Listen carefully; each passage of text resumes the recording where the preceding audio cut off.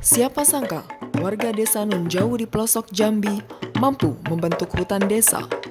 Warga desa rutin menjalankan konservasi hutan, memelihara hutan lindung, dan hebatnya mampu hidup tanpa menebang pohon-pohon di hutan lindung. 5 desa di kawasan Bujang Raba yang bahu-membahu menjaga hutan desa di dekat kawasan Taman Nasional Kerinci Seblat ini bahkan sudah mampu mendapat dana kompensasi karbon dari luar negeri. Ternyata ada komunitas konservasi Indonesia Warsi (LSM) yang bergerak dalam konservasi di balik upaya warga di 5 desa di kawasan Bujang Raba. Kami sebenarnya sudah hadir di Bujang Raba itu sejak tahun 1998. Kita mengadvokasi bagaimana masyarakat juga terlibat dalam isu pengelolaan kawasan hutan. Sehingga puncaknya di tahun 2009 kita berhasil mendorong masyarakat di Bujang Raba khususnya Desa Lubuk Beringin untuk mendapatkan legalitas untuk pengelolaan kawasan hutan dengan skema hutan desa. Jadi hutan desa itu menjadi suatu triumph ya, sebagai suatu keberhasilan bagi masyarakat di seluruh Indonesia. Ternyata ada skema di mana masyarakat bisa mengelola kawasan hutan melalui skema hutan desa. Itu pertama kali di Lubuk Beringin mendapatkan izinnya. Kemudian diikuti oleh desa-desa tetangga di sekitar Lubuk Beringin, Dalaman Panjang, Desa Buat, ya, Sungai Telang, sampai Senamat Ulu untuk mendapatkan skema yang sama yaitu hutan desa di tahun 2011. Nah, kemudian yang ingin kami lihat adalah setelah mendapatkan izin, bagaimana sistem pengelolaan yang harusnya menjadi sebuah model ya. Model yang ingin kita tunjukkan kepada seluruh masyarakat Indonesia, kemampuan masyarakat dalam mengelola kawasan hutan ini secara baik, yang berkontribusi pada ekonomi, berkontribusi pada perbaikan ekologi. Maka pada sisi lain, di isu internasional itu diperkenalkan juga isu tentang perubahan iklim dan ada isu tentang skema REDD, jasa lingkungan yang berbasiskan pengelolaan kawasan hutan. Jadi kami mulai berpikir bahwa rencana kerja yang dilakukan oleh masyarakat lewat pengelolaan hutan berbasis masyarakat ini bisa diukur, bisa dijalankan dengan sebenar-benarnya, dan bisa dimonitoring sehingga menjadi sebuah evidence base bahwa pengelolaan kawasan hutan ini bisa berkontribusi pada perbaikan ekonomi. Skema hutan desa sendiri itu disebutkan di dalam regulasi apabila dia berada di dalam kawasan hutan lindung yang bisa dimanfaatkan itu hanya 2. Pertama jasa lingkungan, yang kedua adalah hasil hutan bukan kayu. Jasa lingkungan ini kan luas, bisa air, udara, dan lain-lain sebagainya. Bahkan ekowisata pun juga bagian dari jasa lingkungan. Nah, di sisi lain juga diperkenalkan bahwa karbon itu adalah merupakan jasa lingkungan dari upaya masyarakat dalam menjaga kawasan hutan, sehingga hutannya tidak menghasilkan emisi tapi justru menyerap udara kotor dan menghasilkan oksigen bagi seluruh masyarakat yang di sekitarnya. Jadi kami mulai berpikir bagaimana ini menjadi sebuah model dengan melihat kompensasi jasa lingkungan dari upaya masyarakat menjaga kawasan hutan itu bisa diberikan reward. Dan reward ini juga bisa dikembalikan dalam pembiayaan atau kegiatan-kegiatan pengelolaan kawasan hutan. Nah, isu ini sebenarnya merupakan isu yang cukup asing ya, boleh dikatakan belum ada waktu itu, belum ada. Tapi kami mencoba, kenapa nggak kita coba ya untuk mendokumentasikan inisiatif ini sehingga kita bisa melihat kemampuan masyarakat dalam upaya pelindungan itu bisa mampu menahan laju deforestasi di wilayah tersebut.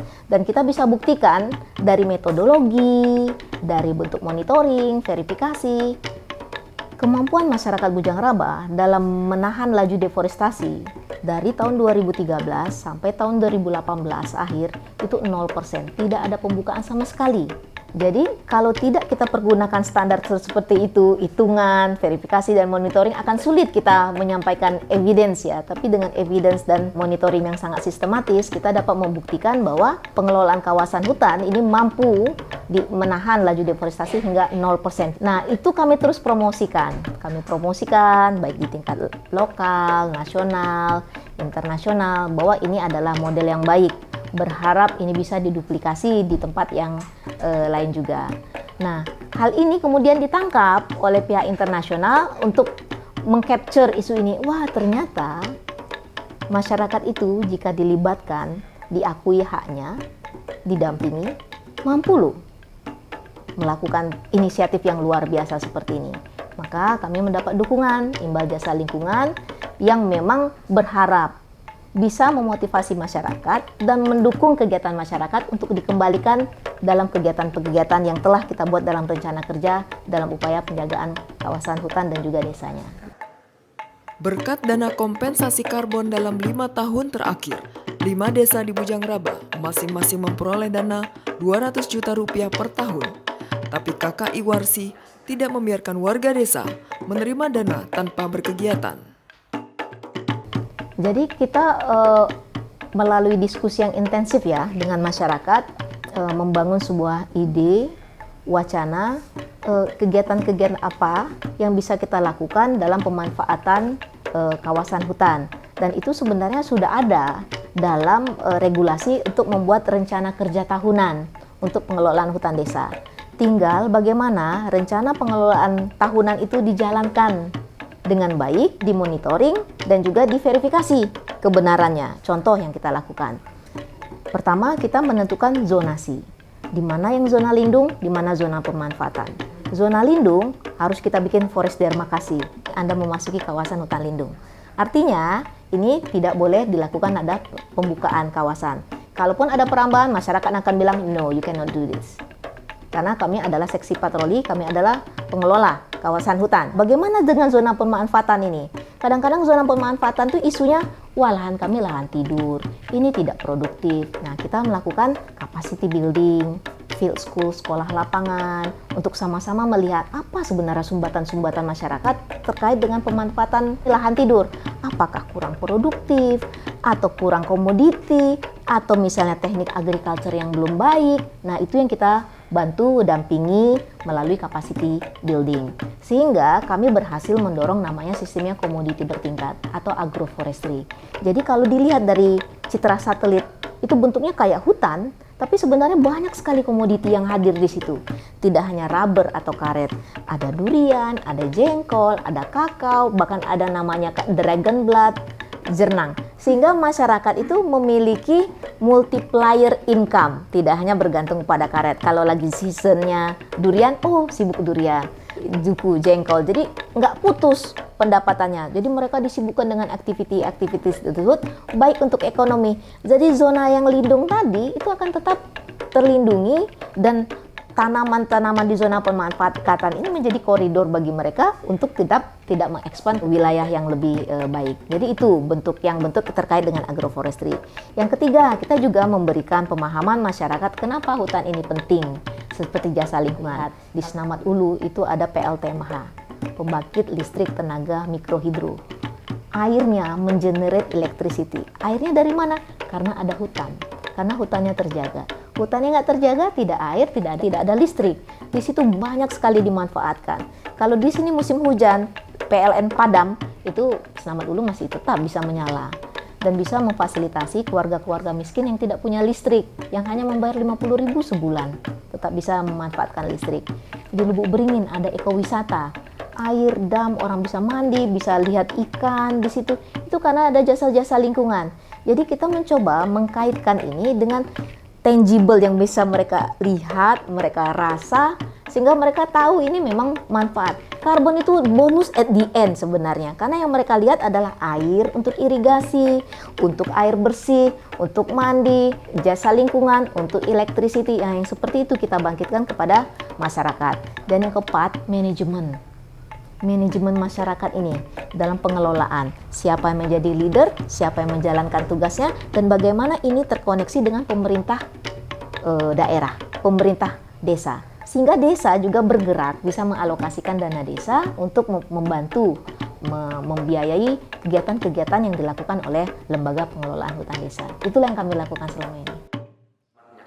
Sayangnya, sejak tahun 2021, Kementerian LH meminta semua pihak yang berkaitan dengan dana karbon tidak melanjutkan aktivitas pencarian dana di luar negeri. Warsi sendiri masih memberikan dana karbon kepada warga di kawasan Bujangraba sampai Maret 2023. Harapan kami ini bisa terus menghasilkan, karena ini menjadi sebuah motivasi yang besar ya bagi masyarakat untuk terus berkomitmen dalam pembangunan yang berkelanjutan khususnya di landscape Bojangraba. Tapi sayang memang saat ini pemerintah Indonesia sedang membuat aturan ya terkait dengan nilai ekonomi karbon, tata cara, dan juga ada komitmen juga di tingkat nasional dalam upaya pengurangan emisi. Jadi sejak tahun 2021 memang inisiatif imbal jasa lingkungan ini diminta untuk di hold atau ditahan dulu, sehingga memang kami hanya menjalankan mandat yang lama untuk bisa mendisburse pendanaan itu kepada masyarakat. Kalau kita masih positif ya, masyarakat tetap komitmen dalam menjaga hutan dan sekitarnya, karena memang kondisi itu membuat mereka mendapat benefit juga kalau hutannya terjaga. Kalau hutannya tidak terjaga kan mereka yang paling vulnerable, terjadi entah banjir bandang atau kekeringan. Tapi memang isunya terkait dengan imbal jasa lingkungan yang ini, kalau masih di hold memang bonus atau reward kepada masyarakat menjadi terhenti. Dan kami berharap memang harusnya ini harus tetap dibuka celah ya, supaya masyarakat bisa mendapatkan reward penghargaan atas upaya mereka dalam menjaga kawasan hutan. Karena apa? Karena ini juga menjadi cita-cita isu perhutanan sosial tadi. Hutan terjaga, masyarakatnya sejahtera, dan itu menjadi cita-cita kita bersama ya. Jadi harapan kami harusnya inisiatif ini masih bisa tetap berjalan walaupun negara mengaturnya dalam bentuk mekanisme yang lain.